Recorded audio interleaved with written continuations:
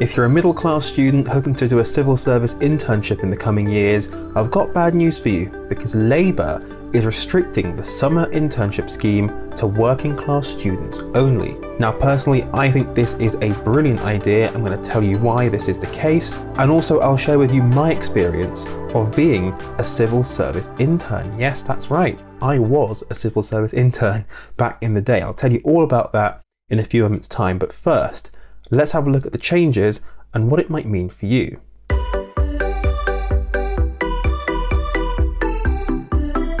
So, from next year, only undergrads who are deemed to be, quote, working class will be eligible for one of the 200 places available. Now, the basis for determining somebody's socioeconomic background will be the job that somebody's parents had when they were 14 years old. Now, the changes have been set out by Pat McFadden, who until very recently was the Chancellor of Duchy of Lancaster, basically the person who heads up the Cabinet Office. And at the time he said, quote, "We need to get more working class young people into the civil service so it harnesses the broadest range of talent and truly reflects the country. Government makes better decisions when it represents and understands the people that we serve. I want to open up opportunities for students from all backgrounds and in every corner of the UK so they can take a leading role at the heart of government as we rewrite the state and deliver the plan for change."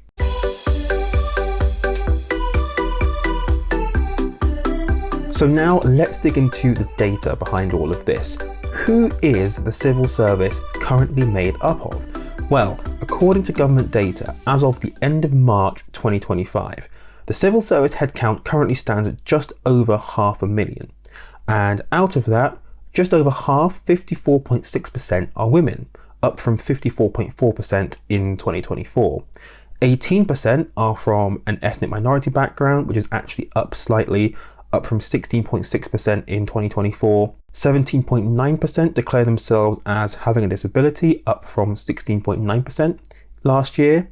And interestingly, as it might relate to class as well, 1 in 5 civil servants are based in London. Now, when we dig deeper into how socioeconomic background and ethnic minority background might affect someone's chances of getting into the civil service, things get really, really interesting, because in 2024, according to the website Civil Service World, applicants to the civil service fast stream from ethnic minority backgrounds and from lower socioeconomic backgrounds were less likely to be successful, despite making up a significant proportion of applicants. Let's dig into this. So those who said that their parents worked in, quote, routine and manual jobs accounted for 21% of applications submitted, but just 12% of selected candidates. In 2023, people from ethnic minority backgrounds accounted for 30% of successful applicants. This year, they represented just 22% of those recommended for appointment. That's despite the fact that they made up a bigger proportion of the total number of applicants, 36% in 2024 compared to 33% in 2023.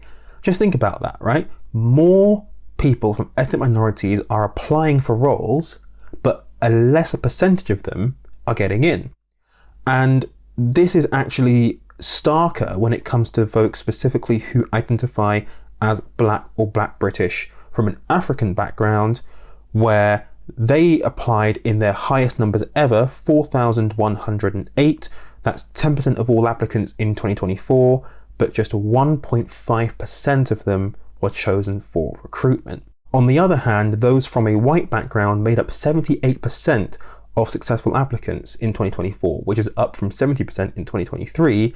That's despite the fact that the overall proportion of applicants that were white in 2024 was down compared to 2023, from 67% to 64%. So something is going on here, right? This story that I'm talking about is mainly a class story, but there is definitely something going on when it comes to race as well, because clearly the pool of those who are Black and ethnic minority is growing, but yet few of them are getting selected. The pool of those who are from a white background seems to be falling, but yet a bigger proportion of them are being selected.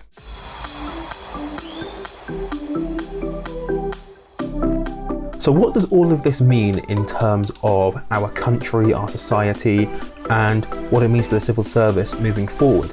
Well, the first thing I would say is that these statistics lay bare the fact that it is very clear how much many people would like to claim this is the case. The UK is simply not a meritocracy, right? If you are from a middle class background or an upper class background, you have an inbuilt advantage that those from working class backgrounds don't have, right? You've got connections, you may have had a private education, you will have a more developed skill set, skills that only certain schools would teach, skills that if your parents have like quite important jobs, if your parents are like doctors or lawyers or diplomats or something, they'd be able to impart those skills onto you much more easily than if you were working class. So this idea that we're a meritocracy, that it doesn't matter what background you come from, you can rise to the top, clearly, based on these statistics, it's for the birds. Like, I think we really need to be clear in this country. I think that some folks still have this mentality that talent and education and skill and knowledge is restricted to those in higher socioeconomic status. It's just not true. Working class people can be talented as well. You don't need to have a private education to be a talented person. So something is going on here in the civil service, and we all know it. The civil service is very elitist, very upper class, very middle class. This policy that Labour is bringing in, I think, is absolutely brilliant. And of course, there are a lot of detractors out there, a lot of folks on the right have been criticising this move, basically saying that it's taking away meritocracy, you know, it should be the best person for the job. We all know, okay, as I said before, it's not meritocratic, because if you don't have the opportunity to get in the civil service and to prove yourself, prove your talent, if it's only a certain subset of people that are getting these opportunities, it can't be meritocratic. You have to give people the opportunity to be able to do the job. That's why this is so important. This move may be criticised as affirmative action by some people, but look, we know the civil service is not representative of the country. Something has to be done. The more working class people we can get in the civil service, into the system, to show off their talents, the more we can rebalance things. There does seem to be, though, quite a bit of support for this move, especially from civil service unions. You've got PCS, the civil service's biggest union. You've got the General Secretary, Fran Heathcote, saying that they welcome the government's plan to get more working class people into civil service, but that one of the things that they need to sort out if they want to attract and retain more working class people is pay, right? There've got to be better incentives, better pay to keep those people in place. You've also got Steve Thomas, the Deputy General Secretary of the Prospect Union, saying that this move would represent the UK in a fair and transparent manner, and he focuses specifically on people from STEM backgrounds. And again, people from STEM backgrounds are not limited to people who are middle class or upper class. Plenty of working class kids, highly talented, highly educated, really, really smart at things like maths and science. Let's get them in the civil service. And if this is the way you have to do it, if you have to force working class people into the civil service to make it more representative, I'm all for it. Now, I have to tell you about my experience in the civil service, because I was a civil service intern. Not for the full summer 6-week or 12-week program. This was the early diversity internship scheme. I did this back in 2019. It was a week-long internship, basically shadowing a fast streamer as they were doing their job, sitting in meetings, maybe coming up with ideas, doing some research for them. Really interesting experience. It was great to be amongst so many talented people from an ethnic minority background. Now, this is a story about ethnicity, but it has some links to class. I'll come back to that in a second.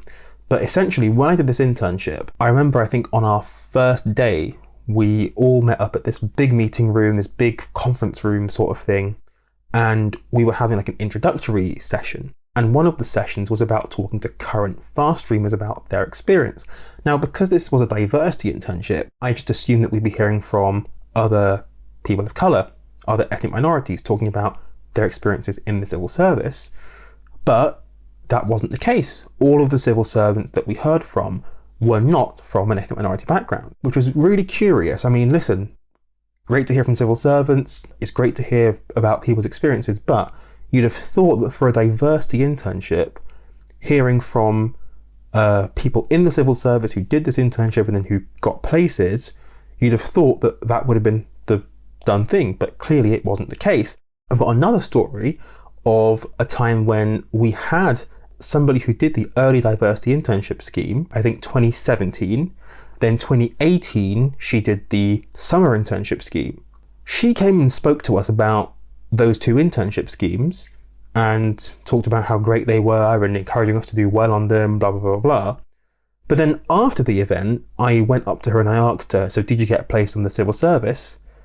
And she said, no. Even though if you do well in your summer internship scheme, you can get the fast pass, which means you don't have to do certain stages of the application process for the full fast stream. This person just didn't get into the civil service.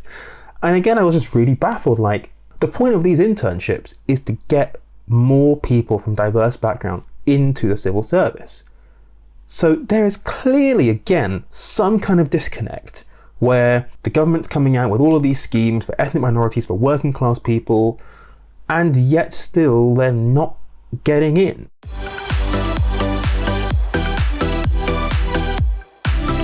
And so this leads me into my final point, which is this.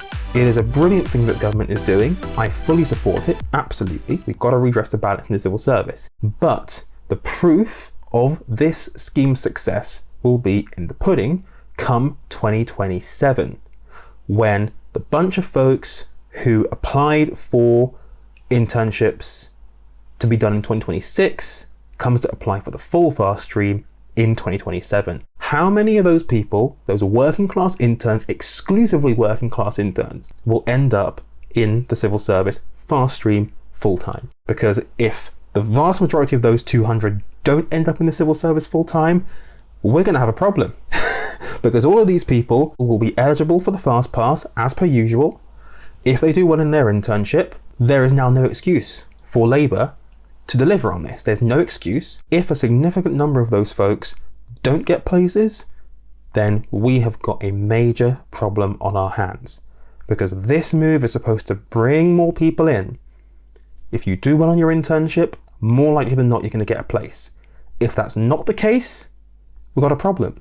And then, of course, outside of the internship scheme, what else is the government doing to bring more working class people in? I'm not really sure what they can do other than more outreach into universities, even in schools, get them started young, thinking about careers in the civil service. But I'd be interested to know what more is the government going to do to make it more diverse. But certainly this move to make only working class people eligible for this internship, I think is a great idea. I think it will do a lot to balance things out in terms of the people working for us in government, making sure that it's representative of the whole of the UK, and hopefully in 2027 we'll be seeing more working class fast streamers in place. Woo!